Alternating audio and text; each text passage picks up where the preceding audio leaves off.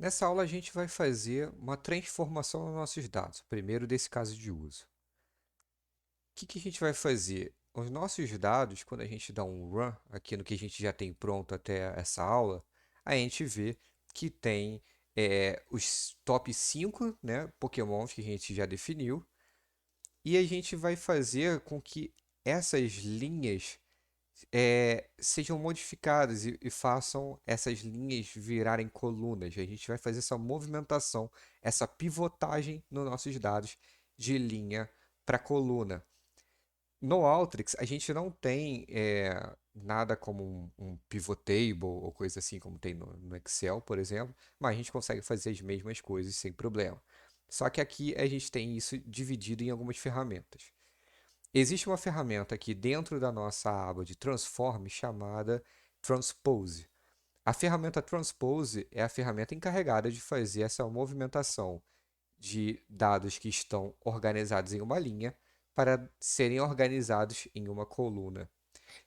Você muitas vezes vai confundir a ferramenta Transpose com a ferramenta Crosstab.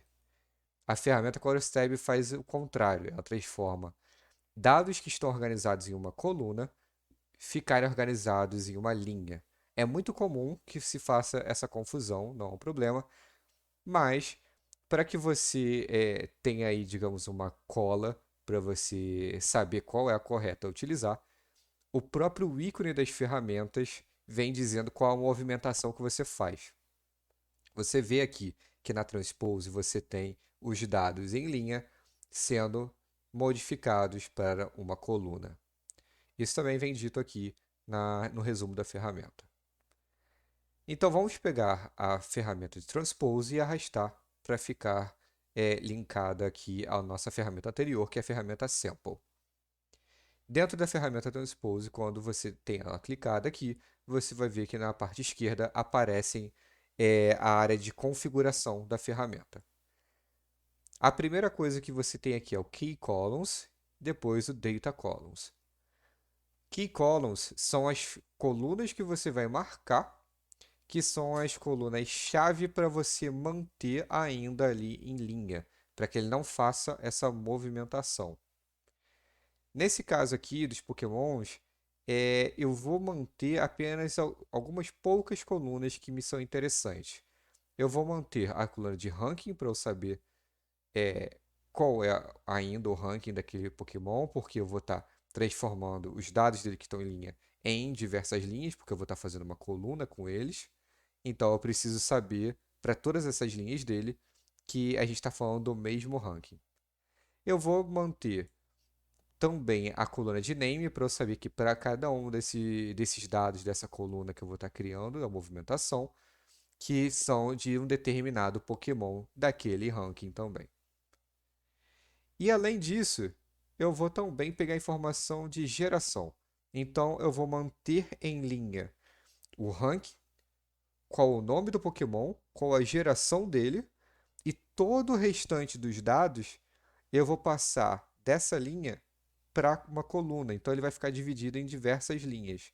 Então, para cada uma dessas linhas, eu vou ter essa informação de ranking, nome e geração e o dado que antes era que estava dividido lá na linha. Aqui embaixo eu vou falar quais são os outros campos de dados que eu vou utilizar. Eu posso, por exemplo, não selecionar tudo, selecionar só um ou outro que me é interessante. No caso, eu vou deixar todos, que não são campos que estão já como chave, né? Que no momento em que você clica aqui, inclusive, ele desmarca nos dados. Então, eu vou só retirar esses e o restante, todos os meus dados vão ser dados, são colunas de dados aqui para ele. É legal você reparar que aqui no final você tem esse dynamic or unknown. Isso significa que quando você rodar o seu fluxo, se você por algum motivo mudou sua fonte de dados e agora tem mais colunas do que apenas essas aqui, quando você deixa isso aqui marcado, você está dizendo para ele que se entrar em colunas novas, né, porque sua base de dados mudou, se entrar em colunas novas, ele já vai considerar que essas colunas novas têm que entrar aqui no Data Columns. Se você desmarcar, ele vai entender que se entrarem colunas novas lá na sua fonte, independente de elas serem novas, ele vai desconsiderar aqui para você travar qual é o layout que você quer de saída. Aí ele vai desconsiderar essas colunas, não vão para lugar nenhum. Eles não vão sofrer essa transformação, vão ficar simplesmente removidas dos seus dados. Aqui embaixo você ainda tem também as opções de Missing Columns. Caso aconteça alguma coisa nos seus dados, perder alguma informação ali, o que você quer que aconteça? Ele vem marcado por padrão o warn, que é só para te avisar, mas não vai atrapalhar seu fluxo. Mas você também pode mandar uma mensagem de erro, ou você pode ignorar e ele não vai mostrar nenhuma mensagem de warning para você. Então vamos ver agora, com essa configuração que eu coloquei, qual é a transformação que eu fiz nos meus dados, então, de linha para coluna. Quando eu dou o run, a gente pode ver aqui embaixo, na parte esquerda, como eram os nossos dados antes da transformação. Então, a gente tinha aqui tudo em linha. E com a transformação, a gente vê que agora passou para coluna. Então, a gente tem aqui os nossos campos-chave que ficam repetidos para cada dado que foi transformado em coluna. Então a gente vê aqui que isso tudo aqui é de um mesmo Pokémon, do Pokémon de ranking 1, é o Slaking, que é da geração 3.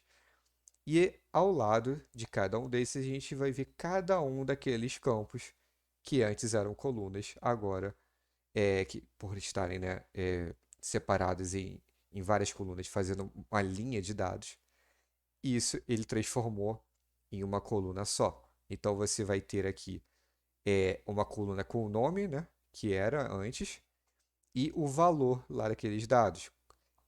Qual era o dado que estava dentro daquela respectiva coluna.